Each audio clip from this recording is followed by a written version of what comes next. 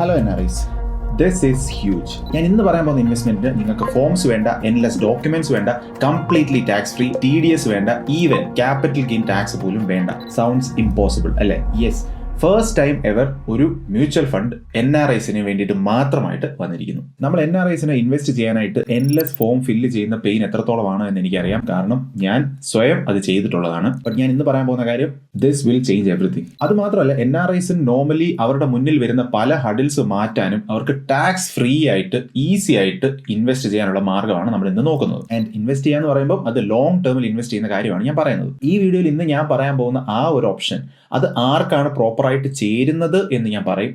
അതേപോലെ തന്നെ ആർക്കാണ് ഇത് പ്രോപ്പറായിട്ട് ചേരാത്തത് എന്ന് ഞാൻ പറയും. അതിന്റെ റിയൽ പ്രോസും കോൺസും എല്ലാം നമ്മൾ മനസ്സിലാക്കി അറിഞ്ഞ് ഇൻഫോംഡ് ആയിട്ട് ഇൻവെസ്റ്റ് ചെയ്യുക. ആൻഡ് NRIs ഇന്ത്യയിൽ ഇൻവെസ്റ്റ് ചെയ്യുന്ന സമയത്ത് അവരുടെ റിയൽ പ്രോബ്ലംസ് എങ്ങനെയാണ് ഇത് സോൾവ് ചെയ്യുന്നത് എന്നും നമ്മൾ മനസ്സിലാക്കും. ആദ്യമായിട്ട്, നിങ്ങൾ ആരെങ്കിലും ഗിഫ്റ്റ് സിറ്റി എന്ന് കേട്ടിട്ടുണ്ടോ? എന്റെ തന്നെ മുന്നേ ഉള്ള ഒരു വീഡിയോയിൽ US-ലും ചൈനയിലും യൂറോപ്പിലും ഒക്കെ എങ്ങനെയാണ് ഇൻവെസ്റ്റ് ചെയ്യുന്നത്, അതായത് ഇന്ത്യയിൽ നിന്ന് എങ്ങനെയാണ് ഇൻവെസ്റ്റ് ചെയ്യുന്നത് എന്ന് പറഞ്ഞ ആ ഒരു വീഡിയോയിൽ ഗിഫ്റ്റ് സിറ്റിയെ പറ്റി ഞാൻ ചെറുതായിട്ടൊന്ന് മെൻഷൻ ചെയ്തിട്ടുണ്ടായിരുന്നു. ഗിഫ്റ്റ് സിറ്റി എന്നാൽ Gujarat international finance tech city. ഇത് ഇന്ത്യയിലെ ആദ്യത്തെ ഇന്റർനാഷണൽ ഫിനാൻസ് സെന്റർ ആണ്. നമുക്ക് മനസ്സിലാക്കാനായിട്ട് ഒരു മിനി സിംഗപ്പൂർ നമ്മുടെ ഇന്ത്യയിൽ ബിൽഡ് ചെയ്ത പോലെയാണിത്. ഇവിടെ ഗ്ലോബൽ ലെവലിലുള്ള റെഗുലേഷൻസ് ഉണ്ട്. മാത്രമല്ല, ഫോറിൻ ഇൻവെസ്റ്റേഴ്സിന് ഈസി ആയിട്ട് ഇൻവെസ്റ്റ് ചെയ്യാനുള്ള ഓപ്പർച്യൂണിറ്റി ഇവിടെ ഉണ്ടാക്കി കൊടുക്കുന്നുണ്ട്. ആൻഡ് ഇവരെ റെഗുലേറ്റ് ചെയ്യുന്നത് IFSCA ആണ്, international financial services centres authority. ഇന്റർനാഷണൽ ഫിനാൻസിൽ നമ്മുടെ ഒരു RBIയുടെ കസിൻ ആയിട്ടൊക്കെ വേണമെങ്കിൽ ഇതിനെ കൺസിഡർ ചെയ്യാം. നിങ്ങൾക്ക് ഇപ്പോൾ സ്ക്രീനിൽ കാണാൻ സാധിക്കുന്നത് IFSCAയുടെ ഒഫീഷ്യൽ ഗവൺമെന്റ് വെബ്സൈറ്റ് ആണ്. അതിൽ Q&A സെക്ഷനിൽ ഗിഫ്റ്റ് സിറ്റിയെ പറ്റിയുള്ള കാര്യങ്ങളെല്ലാം അവിടെ പറഞ്ഞിട്ടുള്ളതായിട്ട് നിങ്ങൾക്ക് കാണാൻ സാധിക്കും. ഇതിന്റെ ലിങ്ക് ഞാൻ താഴെ ഡിസ്ക്രിപ്ഷനിൽ കൊടുക്കാം, ആവശ്യമുള്ളവർ അതൊക്കെ കയറി വായിക്കുക. അപ്പൊ ഈ ഒരു ഫ്രെയിം വർക്ക് NRIസിനെ നമ്മുടെ പഴയ ആ ഒരു പേപ്പർ വർക്ക് പ്രോസസ് ഇല്ലാതെ ഇൻവെസ്റ്റ് ചെയ്യാൻ ഹെൽപ്പ് ചെയ്യുന്ന ഒരു ഫെസിലിറ്റിയാണ്. പക്ഷെ നമ്മൾ എങ്ങനെയാണ് ഈ ഗിഫ്റ്റ് സിറ്റി പോയി ഇൻവെസ്റ്റ് ചെയ്യുന്നത്? ബിലോങ് പോലത്തെ പ്ലാറ്റ്ഫോംസ് ഒക്കെ ഇപ്പൊ നമ്മളെ ഇതിനു വേണ്ടി ഹെൽപ്പ് ചെയ്യുന്നുണ്ട്. അതെങ്ങനെയാണ് വർക്ക് ചെയ്യുന്നത് നോക്കിയിട്ട് നിങ്ങൾക്ക് ചേരുന്നതാണോ എന്ന് നമുക്കൊന്ന് നോക്കാം. നമ്മൾ ബിലോങ്ങിന്റെ വെബ്സൈറ്റിലോട്ട് കയറുമ്പോൾ തന്നെ നമുക്ക് കാണാൻ സാധിക്കും ഇവര് റെഗുലേറ്റഡ് ബൈ IFSCA ആണ് എന്ന്. ബിലോങ് ആക്ട് ചെയ്യുന്നത് ഒരു ഇന്റർമീഡിയറി ആയിട്ടാണ്, അതായത് ഗിഫ്റ്റ് സിറ്റിയെയും നിങ്ങളെയും തമ്മിൽ കണക്ട് ചെയ്യുന്ന ഒരു ഇന്റർമീഡിയറി ആയിട്ട്. ഇവർ പ്രൊവൈഡ് ചെയ്യുന്നത് 2 പ്രോഡക്ട്സ് ആണ്. ഫസ്റ്റ് പ്രോഡക്റ്റ് എന്ന് പറയുന്നത് USD ബേസ്ഡ് ആയിട്ടുള്ള ഫിക്സ്ഡ് ഡെപ്പോസിറ്റ് ആണ്. ആൻഡ് അത് ഹോൾഡ് ചെയ്യുന്നത് RBL ബാങ്കും ആണ്. അതായത് ബിലോങ് അല്ല ഈ ഫിക്സ്ഡ് ഡെപ്പോസിറ്റ് ഹോൾഡ് ചെയ്യുന്നത് RBL ബാങ്ക് ആണ്. അവരുടെ തന്നെ രണ്ടാമത്തെ പ്രോഡക്റ്റ് NRIസിന് വേണ്ടി പ്രൊവൈഡ് ചെയ്യുന്ന ഒരു മ്യൂച്വൽ ഫണ്ട് ആണ്. ഈ മ്യൂച്വൽ ഫണ്ട് മാനേജ് ചെയ്യുന്നത് ടാറ്റ അസറ്റ് മാനേജ്മെന്റ് കമ്പനിയാണ്. ഇനി നമുക്കൊന്ന് ഡീറ്റെയിൽഡ് ആയിട്ട് ഈ കാര്യങ്ങളൊന്ന് മനസ്സിലാക്കാം. അപ്പോൾ ബിലോങ്ങിന്റെ ആദ്യത്തെ product fixed deposit, USD based fixed deposit. അത് അവർ ഓഫർ ചെയ്യുന്നത് ഗിഫ്റ്റ് സിറ്റിയിൽ തന്നെയുള്ള RBL ബാങ്കിന്റെ ബ്രാഞ്ചുമായിട്ടുള്ള പാർട്ട്ണർഷിപ്പിലാണ്. അപ്പൊ നിങ്ങൾ ഈ ഇടുന്ന FD എന്ന് പറയുന്നത് ഡയറക്റ്റ് നിങ്ങളുടെ പേരിൽ തന്നെ ഈ RBL ബാങ്കിൽ തന്നെയാണ് ഡെപ്പോസിറ്റ് ചെയ്യുന്നത്, ബിലോങ്ങിന്റെ കൂടെ അല്ല. അപ്പൊ നമ്മൾ മനസ്സിലാക്കേണ്ടത് ഈ RBL എന്ന് പറയുന്നത് റെഗുലേറ്റഡ് ആയിട്ടുള്ള പ്രൈവറ്റ് സെക്ടർ ബാങ്ക് ആണ്. 15 മില്യണോളം കസ്റ്റമേഴ്സ് അവർക്കുണ്ട്. $13 ബില്യൺ ഡെപ്പോസിറ്റ് അവരുടെ ഇപ്പൊ തന്നെ ഉണ്ട്. 500 മുകളിൽ ബ്രാഞ്ചസ് ഉണ്ട്. AA- ക്രെഡിറ്റ് റേറ്റിംഗും ഉണ്ട്. ഈ ബാങ്കും ഈ പ്രോഡക്റ്റും ബോത്ത് റെഗുലേറ്റ് ചെയ്യുന്നത് ആരൊക്കെയാണ്? RBIയും IFSCAയും കൂടാണ്. അപ്പോൾ ഇന്ത്യയുടെ ആ ഒരു റെഗുലേറ്ററി സിസ്റ്റത്തിൽ നിന്നുകൊണ്ട് തന്നെയാണ് ഇങ്ങനെ ഒരു പ്രോഡക്റ്റ് ലോഞ്ച് ചെയ്തിരിക്കുന്നത്. ഇതിന്റെ മറ്റൊരു ഗുണം എന്ന് പറഞ്ഞു കഴിഞ്ഞാൽ, ഇവിടെ നിങ്ങൾ ഡെപ്പോസിറ്റ് ചെയ്യുന്ന പണം US ഡോളറായിട്ട് തന്നെയാണ് ഡെപ്പോസിറ്റ് ചെയ്യുന്നത്. അപ്പൊ അതുകൊണ്ട് തന്നെ ഇന്ത്യൻ റുപ്പിയുടെ ഡിപ്രിസിയേഷനിൽ നിന്നും നിങ്ങൾക്ക് രക്ഷപ്പെടാം. ഇത് മാത്രമല്ല, ഇതിന്റെ മേജർ ആയിട്ടുള്ള കുറച്ച് അഡ്വാൻറ്റേജസ് നമ്മൾ നോക്കിക്കഴിഞ്ഞാൽ, ഇതേപോലെ തന്നെ നമ്മുടെ NRIസിന് FCNR അക്കൗണ്ട് വെച്ചിട്ട് US ഡോളർ ഡെപ്പോസിറ്റ് ഒക്കെ പണ്ടും ചെയ്യാം. പക്ഷെ അത് മിനിമം 1 ഇയർ എന്തോ ആണ് ഇടേണ്ടത്. പക്ഷെ ഇവിടെ നമ്മുടെ ഈ same US dollar fixed deposit വളരെ ഫ്ലെക്സിബിൾ ആയിട്ടുള്ള ടെന്യൂസിൽ നമുക്ക് ചൂസ് ചെയ്യാം. അതായത് 3 months, 6 months, 12 months ഒക്കെ നമുക്ക് ചൂസ് ചെയ്യാം. നോമിനി വെക്കാൻ പറ്റുന്ന ഓപ്ഷൻ അവൈലബിൾ ആണ്. ഇനി ഇതിന് പുറമെ അഡ്വാൻറ്റേജസ് ആയിട്ട് എനിക്ക് തോന്നിയിട്ടുള്ള കാര്യങ്ങളൂടെ ഞാനൊന്ന് പറയാം. ഈ FDയിലുള്ള റിട്ടേൺസ് ടാക്സ് ഫ്രീ ആണ്, അതായത് ഇന്ത്യയിൽ ടാക്സ് ഫ്രീ ആണ്. അപ്പോൾ ടാക്സ് കൊടുക്കുന്നതിന്റെ ആ ഒരു കോംപ്ലിക്കേഷനിലോട്ടൊന്നും നമ്മൾ പോകേണ്ടതായിട്ട് വരുന്നില്ല. ഇനി രണ്ടാമത്തത്, NRE അല്ലെങ്കിൽ NRO അക്കൗണ്ട് നമുക്ക് ഇന്ത്യയിൽ ഹോൾഡ് ചെയ്യണം എന്നത് അത്യാവശ്യമല്ല. നമ്മളുടെ ഫോറിൻ അക്കൗണ്ട് വെച്ച് തന്നെ നമുക്ക് ഇത് ചെയ്യാം. ഇനി മൂന്നാമത്, ഡോർ സ്റ്റെപ്പ് KYC ആണ്. ഇപ്പോൾ ഡോർ സ്റ്റെപ്പ് KYC അവൈലബിൾ ആയിരിക്കുന്നത് UAEയിലും ഖത്താറിലും മാത്രമാണ്. നിങ്ങൾ ഏതെങ്കിലും ഒരു ബാങ്ക് വിസിറ്റ് ചെയ്യേണ്ടതായിട്ടുള്ള ആവശ്യം വരുന്നില്ല. അവരുടെ ആപ്പ് യൂസ് ചെയ്ത് നിങ്ങൾക്ക് നിങ്ങളുടെ ഡോക്യുമെന്റ്സ് ഒക്കെ അപ്ലോഡ് ചെയ്ത് കൊടുക്കാം.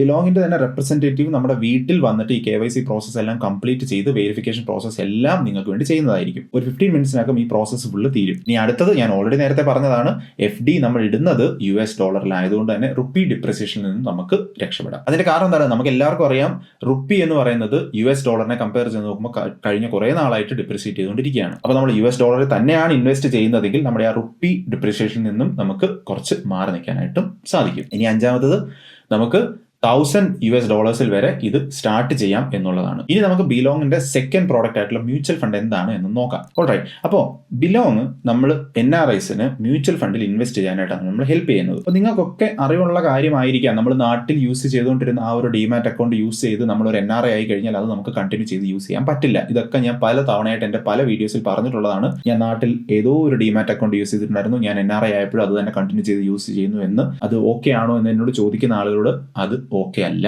നിങ്ങൾ കുറെ പേപ്പർ വർക്ക് ചെയ്തിട്ട് വേറൊരു പ്രോസസ്സ് ഫോളോ ചെയ്യേണ്ടതായിട്ട് വരും. ബട്ട് ഞാൻ ഇവിടെ പറയുന്നത് ടോട്ടലി ഡിഫറെന്റ് ആയിട്ട് മറ്റൊരു റൂട്ടാണ്. അപ്പോൾ ഇവിടെ ഇവർ നമുക്ക് പ്രൊവൈഡ് ചെയ്യുന്ന ഫണ്ടിന്റെ പേര് Tata India dynamic equity fund എന്നാണ്. പക്ഷേ ഇത് ബിൽഡ് ചെയ്തിരിക്കുന്നത് എവിടെയാണ്? ഗിഫ്റ്റ് സിറ്റിയിലാണ്, റെഗുലേറ്റഡ് ബൈ IFSCA. ഗിഫ്റ്റ് സിറ്റിയിലെ തന്നെ ആദ്യത്തെ റീറ്റെയിൽ മ്യൂച്വൽ ഫണ്ടാണിത്. എക്സ്ക്ലൂസീവ്ലി ഫോർ ഗ്ലോബൽ ഇന്ത്യൻസ്, അതായത് നമ്മളെപ്പോലുള്ള NRIസിന് വേണ്ടിയിട്ട് മാത്രമായിട്ട് എക്സ്ക്ലൂസീവ്ലി ഇന്ത്യയുടെ ലോങ് ടേം ഗ്രോത്ത് നമുക്കും കൂടെ വേണ്ടിയിട്ട് ഒന്ന് ആക്സസ് ചെയ്യാനായിട്ട് വന്നിരിക്കുന്ന സംഭവമാണ്. നമുക്കതിനോട് ഒപ്പം വരുന്ന ബെനിഫിറ്റ് എന്താണ്? ടാക്സ് പേ ചെയ്യേണ്ട, NRO അക്കൗണ്ടോ നമ്മൾ കീപ്പ് ചെയ്യേണ്ട ഒരുപാട് ഫോംസും ഡോക്യുമെന്റേഷൻ വർക്കും നമ്മൾ ചെയ്യേണ്ടതായിട്ട് വരുന്നില്ല. $500 തൊട്ട് ബിലോങ്ങിന്റെ ആപ്പിൽ കൂടെ നമുക്ക് ഇൻവെസ്റ്റിംഗ് സ്റ്റാർട്ട് ചെയ്യാം. ഇപ്പോൾ ഡോർ സ്റ്റെപ്പ് KYC അവൈലബിൾ ആയിരിക്കുന്നത് UAEയിലും ഖത്താറിലും മാത്രമാണ്. ഞാൻ നേരത്തെ പറഞ്ഞ പോലെ ഈ ഫണ്ട് മാനേജ് ചെയ്യുന്നത് ടാറ്റ അസറ്റ് മാനേജ്മെന്റ് കമ്പനിയാണ്. ഈ കമ്പനിയുടെ ഡിസ്ക്രിപ്ഷനും ഈ ഫണ്ടിന്റെ ഡിസ്ക്രിപ്ഷനും എല്ലാം ഓരോ ലിങ്ക് ആയിട്ട് ഞാൻ താഴെ കൊടുക്കാം. അതെല്ലാം കയറി ക്ലിയർ ആയിട്ട് വായിച്ച് നോക്കുക. എക്കണോമിക് ടൈംസ് പോലെയുള്ള ആർട്ടിക്കിൾസിലും ഇതിനെ പറ്റിയിട്ടുള്ള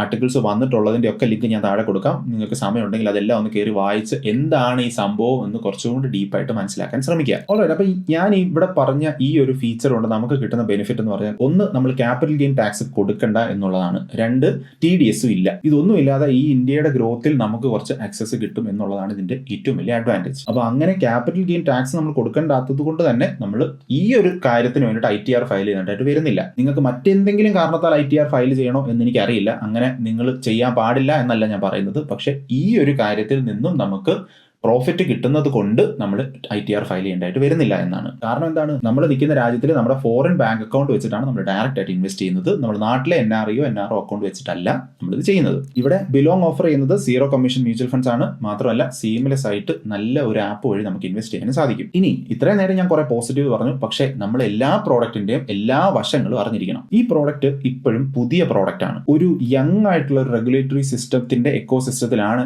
ഈ ഒരു പ്രോഡക്റ്റ് ബിൽഡ് ചെയ്ത് വന്നിരിക്കുന്നത്. അപ്പോൾ ഈ ഒരു ഫണ്ടിന്റെ അല്ലെങ്കിൽ ഈ ഒരു പ്രോഡക്റ്റിന്റെ ലോങ് ടേം പെർഫോമൻസ് എന്താണ് എന്നുള്ളതിന്റെ ഡാറ്റ നമുക്ക് അവൈലബിൾ അല്ല. അതിന്റെ കാരണം എന്താണ്? ഈ പ്രോഡക്റ്റ് യങ് ആയതുകൊണ്ട് തന്നെ. അത് അതിന്റെ ഒരു പ്രോബ്ലം ആണ് എന്ന് നമുക്ക് പറയാൻ സാധിക്കില്ല. ബട്ട് സ്റ്റിൽ ഞാൻ അതൊന്ന് മെൻഷൻ ചെയ്തു എന്ന് മാത്രം. ഇതിപ്പോൾ സെലക്ടഡ് ആയിട്ടുള്ള കൺട്രീസിൽ മാത്രമാണ് ലൈവ് ആയിരിക്കുന്നത്.